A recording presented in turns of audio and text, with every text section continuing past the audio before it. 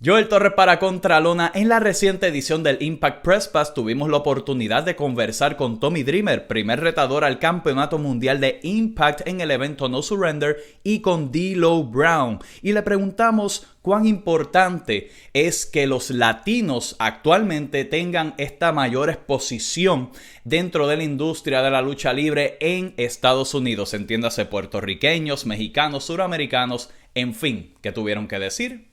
Veamos. For me, I'm probably one of the biggest fans of, I don't know, their LAX, also the Lucha Bros. I was, I would literally sit back and watch every match that Ray Phoenix or Penta would have, because they just would do so much stuff. I think Ray Phoenix is the next Rey Mysterio. I wish there's the world, especially in Impact, man, that guy would have been world heavyweight champion just for the stuff that he can do.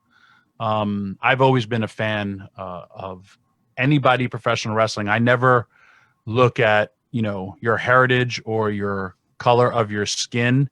I look at how good you are in the ring. It's great to have your own heritage to represent. But I just look at talent. I didn't like when they would say Pedro Morales was the champion because of the large Hispanic popularity that he had. I would say Pedro Morales was the champion because he was one hell of a fiery up babyface during those times, and he could go and was a really good wrestler. But I love the boom of all international stars because, hey, man, like, we're a melting pot. We're a melting pot in professional wrestling, and the fact that you get to see all the different styles. You also have to understand where I came from.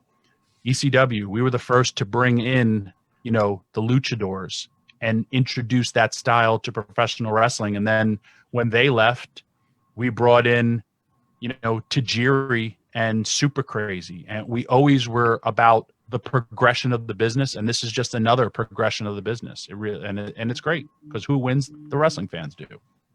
Yeah, I agree with you, Tommy. I think it's nice when you have that melting pot, and I also agree that talent, when you have talent, everything else is colorblind. It doesn't matter if you're male, female, black, white, green, or purple. If you can go out there and wrestle in the ring, to me, that's all that matters, is your talent inside those ropes.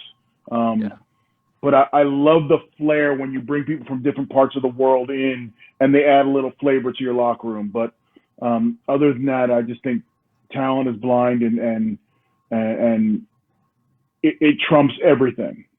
Yep. The best part about the business now, I think the only prejudice that ever was where guys would say, oh, that was a good woman's match.